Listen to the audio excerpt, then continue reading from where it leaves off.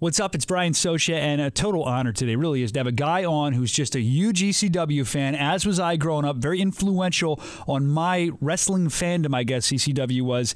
But you did something about it. You decided to go out and get all these interviews, and you came out with a documentary, getting a lot of buzz with it online, Barbed Wire City, the premiere this Saturday at the ECW Arena. John Philapavage, how you feeling, man? You got to be excited. I'm good, man. It's finally coming together. You know, I can't believe it. I'm still waiting for something horrible to happen, but you know, everything's being delivered and everything looks to be going according to schedule for Saturday night. Saturday night's going to be awesome for a fan and for you, I'm sure. If you don't know, again, ECW Arena, whether you call it the Viking Hall, you call it the Asylum, whatever, it's the ECW Arena. That's what it's called. So it'll be for one night. We're gonna have, somebody's bringing in the old sign so people can take pictures in front of it. So. Yeah, and I think that's because you're a fan. I think this is going so well because you're a fan. Everything I'm reading about it seems so cool because you know what the fans want. You know, you got the old ECW sign there. That'll be awesome. You might have some old ECW stars showing up. Who knows? I know Blue Meanie's going to be there. Right? He's been instrumental in helping you promote this.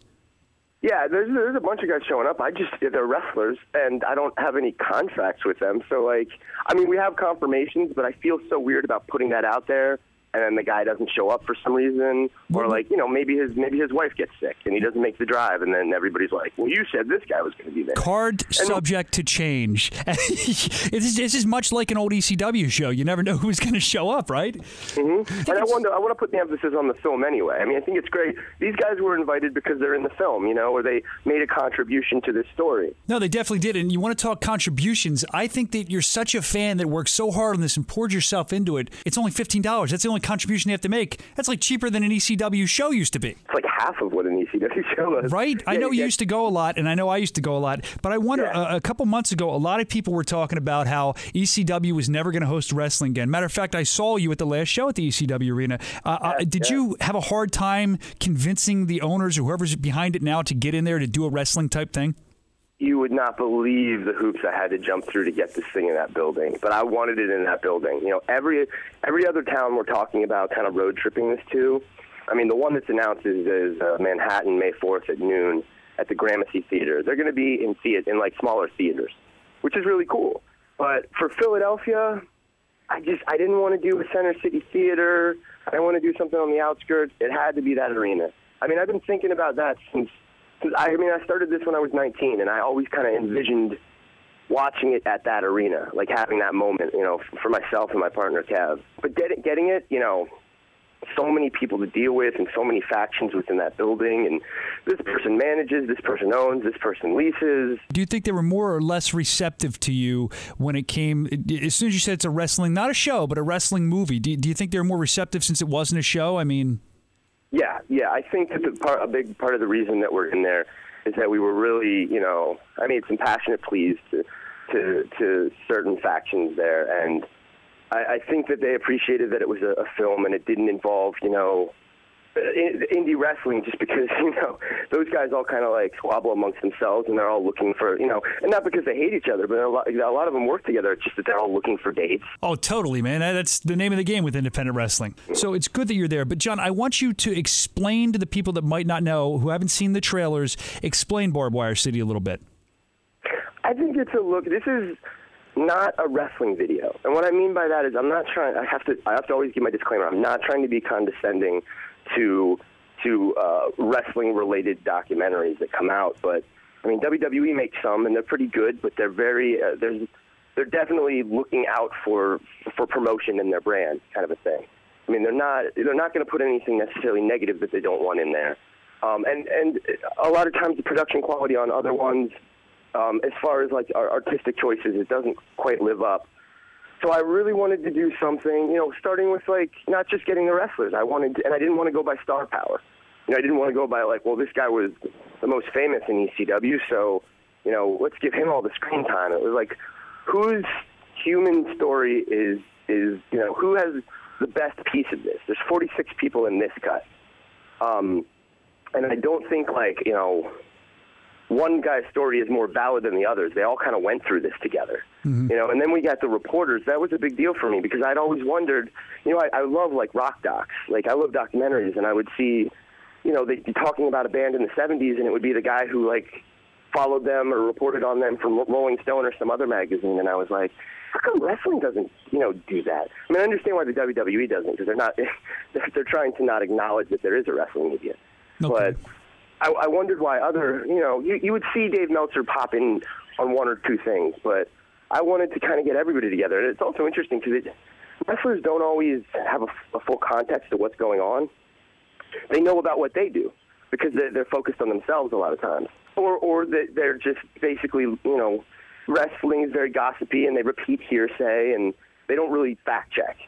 And the great thing about the journalists is they really give you a context for everything and for the most part, try to put it in real world terms, which I thought was awesome. And then the third and final thing is with the reporters is they don't all agree. Everyone in this film, covered ECW in the 90s and talked to all the wrestlers while it was going on and had long conversations with Paul Heyman, but they don't all agree. So that kind of sets up some, I don't want to say conflict, but it sets up kind of the questions that are kind of debated and asked within the film. Who, though, of tracking down, whether it be reporters, wrestlers, who was the hardest guy to track down and get time with, you think? Raven was real difficult. I've interviewed Raven. He is very difficult. Scott Lee's a difficult dude, but that was a long time ago. I mean, I don't know if he's different now. He's entertaining, but he's difficult. Yeah, and I liked the pieces that we had. We did not interview him for very long. It was difficult because we got it through a third party. I thought everything was kind of set, and then I found out, when I got to the building that, he had kind of agreed, but he didn't know the terms of it, and, he didn't feel like doing it before the show, and then after the show he just said, I'm tired, I'm going to go eat. He's like, I'm not doing this. He goes, you guys should just show up at the next show. I'm like, okay. I guess, do you think that was kind of like to see, almost like, like older wrestlers will test you when you're trying to break in? Do you think he was trying to see how badly you guys wanted the interview? I would actually like to believe that more than what I do believe, that he just doesn't give a crap. You know what I mean? He was, that's like one of 5 things that made him kind of difficult, but I'm not here to bury the guy. No, he ended up participating, so you guys ended up getting what you needed anyway. I appreciate that. I think that Scott Levy added something. It's a big mosaic. There's 46 voices in it, and so everybody's part counts to me. Nobody is more important than the next person. When you were going through all these interviews, some of them, most of them, I guess you're looking back because you did some of the interviews a while ago. When you came back and revisited after you shot all these years later, was there any interviews that really jumped out at you that maybe didn't as much at the time? Yeah, and now I'm struggling to think of what they were. There were a few. Sandman was one. I remember shooting that, and he was another one that was a little difficult, and it's not because he was jerking us around. He's just a really aloof guy. James Fullington is just... I called him the day of, and he'd been told by Todd Gordon that Todd shot an interview for it. He said yes. I called him a week before, and he was like, yeah. And then, the day of, he's like, so where do you want me to call in? I'm like, call in? I'm like, where's your bar? Where am I going? And he's like, why? And I'm like, because I'm doing a documentary and I'm interviewing you. And he goes, oh, it's on video. And then we get there, and he won't start because he needs smoke, so he just piles us into his van, which is fun. I'm 20 years old, and I'm, riding around with Sandman, and Kevin, who's not a wrestling fan. Hold on, stop. Kevin, the other guy, isn't a wrestling fan that was working with you. Nope. He must have been blown away by this subculture. So many times he was just now he has a really good grasp of it. Actually, if you're a hardcore wrestling fan, you'd be jealous of Kevin because Kevin gets backstage at all these shows. He knows everybody from wrestlers to promoters, just because of what we've been doing. But he's it's not a thing to him. You know what I mean? It's almost, I don't want to say it's a hassle, but it's he'd spend his time elsewhere. He really appreciates the art form and he loves the story, but he's not getting up every day and checking the internet. No, so John, he won't even know. He doesn't even know what's going on half the time. But I think that's actually a pretty good thing because here you are, this big fan that followed it, and you respect the subculture and of wrestling and all, and then here's this other guy who doesn't have any clue about it coming in. So it's almost like sometimes when you're a fan, you can gloss over stuff too easily because you're a fan. He probably brought you back and grounded you as well. Do you think that would be the case? Oh my God, yeah. He kept it. He really, especially when we came back, he kept it objective, he kept it unbiased, he kept it on track, he kept it fair, and he really focused. We cut a lot of stuff that I know fans will be like, why isn't this in there? And it's like, well, we have it, we'll have to put it out later because, you know, it didn't quite fit in. A lot of things you just go, you know what, this is too inside, or this is kind of going down an alley that's interesting but not part of our narrative. I mean, he kept everything. The main goal was we want people that don't know anything about wrestling, and specifically ECW, to watch this story and have it kind of unfold, and for them to understand what is going on. You know what I mean? Well, how about a guy? You talk about people that don't know anything about wrestling or ECW. How about a guy that knows probably the most about ECW? I know he's not in the documentary, but what do you think if Paul Heyman's going to watch this? I mean, he's got to. I would if I was Paul Heyman. I'd be curious. What do you think Paul Heyman would come up to you and say after he watches this? I was told that he would come up and shake my hand and say, "Wonderful to meet you. Excellent documentary. Thank you for taking the time." And then he'd walk away and be like, "I hate that guy." That's what somebody who's friends with him told me. I don't know if that's true. I think that he appreciates the spirit of it, I'd say. I mean, I know he'll see it. You know, I haven't had any contact with him in years. You know, but we did try to include him.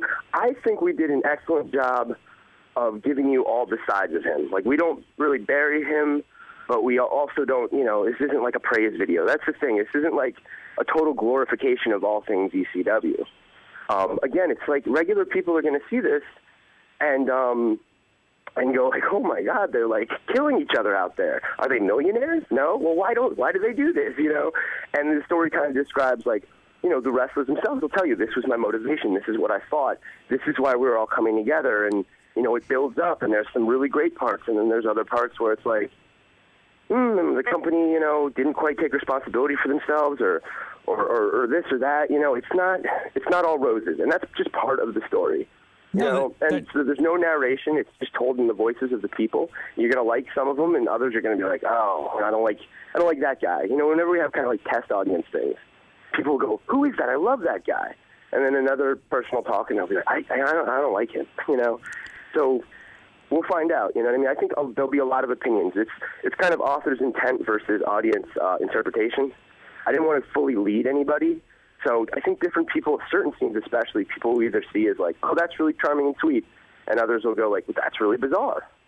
Well, John, I'm glad that you're doing this because what you just said a second ago about how if a non-ECW fan sees it, they'll be like, what are these guys, crazy? What are they? Because if you remember, I mean, we both grew up as ECW fans in the Philadelphia area. And I remember going to those shows and my parents seeing that on TV, and they'd be like, these guys are idiots. And I'd be like, no, they're not. And I somehow understood it and had a great experience with it, where people from the outside looking in were just blown away by it. So I'm really happy that you're going to help people understand it.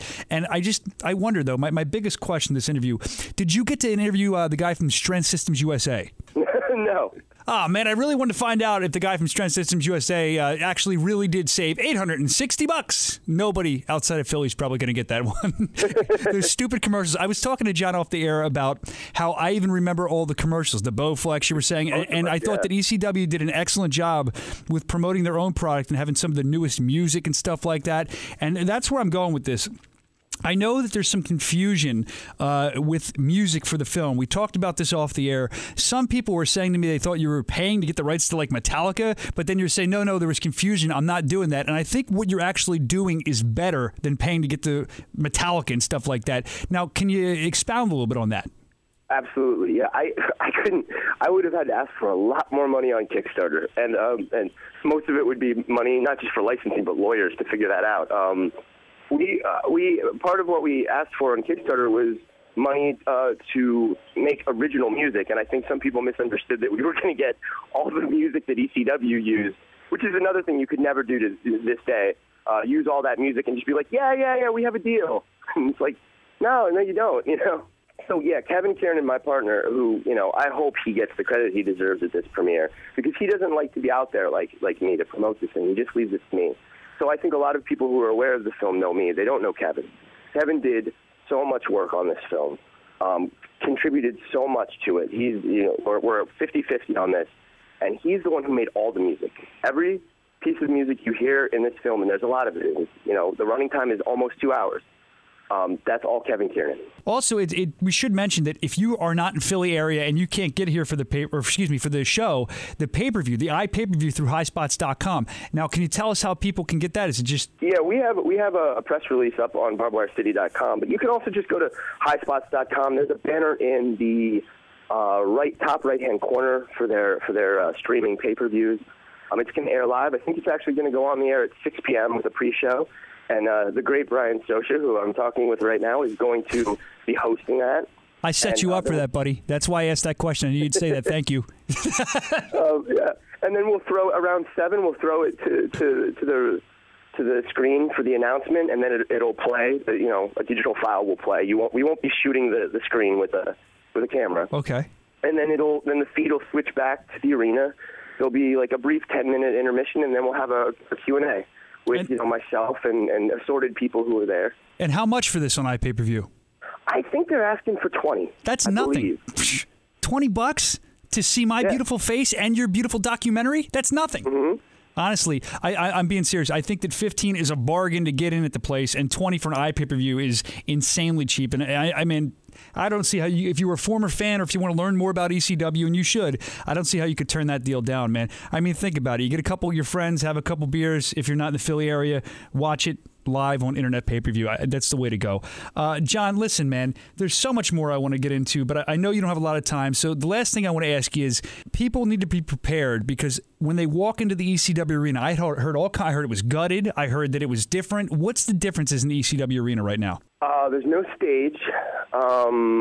Everything was ripped out. When you used to walk in, there was a little platform above the door where the OneWrestling.com guys would sit and do live play-by-play for the show on the internet.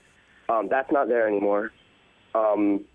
Most things that you can think of aren't there anymore. Was that freaky for you? Like as a fan walking in there, were you like, oh my God, where is everything? I mean, it's almost like if you're a fan, you not even want to just see the premiere. You kind of want to see what the ECW Arena has become. I mean, it's a world famous arena, literally. We're building. Yeah, it's a special place, dude. I was in there last night, squeegeeing the floor. How glamorous. We're cleaning up the floor. We're pretty much building a little mini theater in the place. That's what I was going to ask you. As far as the setup, I have a lot of people hitting me on Twitter, Facebook, emailing me because they heard that I was co-hosting this with Bob Ortiz. And what's the setup going to be like? Are you going to have a movie screen in there? What are you going to do? Yeah, we'll have a movie screen and a projector back in the middle of the floor. And there'll be seating set up. And get there on time because, I think there's like 400 chairs, maybe 500. Okay. It's a lot of we draped off a lot of the building, and we have like a little backstage area, like for our VIP guests. There'll be a table where you can get our merchandise and the DVD. Right next to that, there's going to be the old ECW Arena sign that used to hang outside, and that'll be on the wall for anybody to take pictures of, free of charge. And also, I think there's going to be some posters of, our posters. So if you want to take a picture in front of that or anything, you want me to come over and pose with you, I'll do that. And I think we have a table for High Spots. Out of appreciation for them doing this pay-per-view and the deal we made with them. So they'll be selling some merchandise for wrestling fans. Are you going to have like a little segment before where you just yell at the fans, "This is the dance"? No, I'm not going to make I don't think I'll be making it. I will come out afterwards, and answer all your questions. Oh, that's going to be great, man. Sounds pretty authentic. Atlas Security will be there. Atlas is going to be there? Wow, yeah. This is authentic. Yes, wow. Atlas will be there. And they are in the film. We covered as much as we could, So Ronnie Lang will greet you at the door and be like, "Can't do that, buddy." Yeah. And if you don't listen, he'll jack you up into the wall. That's part of EC. That's part of the experience. Well, look, doors open at what, 5 o'clock? Doors open at 5, screening at 7, and then a Q&A to follow, probably around like 9:10, 9:15. The running time is about an hour 57. Okay, well, at 5 o'clock, when the fans come in, basically that'll just be a chance for them to check out the tables, take some pictures, and just mingle with each other. Because I see this as almost like a high school reunion where everybody comes back to the arena. And honestly, it's sad to say, I'm happy that you got the arena, but this might be one of the final times there's an ECW-themed type of show. It's not a wrestling show, but an ECW-themed thing at the arena. It's sad, but you almost got to be there for it, man. And then there's like an after party at Champs, which back in the day, I guess it was the Holiday Inn, but now it's a Champs, and everyone's going to be drinking and having a good time there. 4 minutes away, not 4 miles. It's not reported online. It said 4 miles away, and I was like, well, 4 miles isn't bad, but it's actually a lot closer than that. 4 minutes, yeah. But I'm telling you, I am looking so forward to this. Even if I wasn't co-hosting, I was going to come. I might even give you $15 just because. I think that you guys work so hard on this. You deserve this, and I feel, because you're a fan, and we all experience the same thing, but you're a fan that did something about it, and it's going to help preserve the memory of ECW. So I'd like to personally thank you for having me and letting me be a part of this, and also just doing it, man. It's a lot of hard work you put in, so I appreciate that, John. Yeah, this is a culmination of 13 years, so. Yes, it is, and it's going to be a great night. Can you believe it's almost here? It'll be. No, I'm like counting the minutes. I'm like, I can't believe this is happening. ECW Arena this Saturday, $15 if you don't show up. And this isn't John speaking. This is me, because I don't want John to get heat. You're not a true ECW fan if you don't show up. I really can't see how you could call yourself an ECW fan if you don't show up to this. I don't. John Philapavage, thank you so much for joining us and giving us a little of your time. Thank you so much for having me, Brian. Anytime, man. Anytime. Thanks for coming on.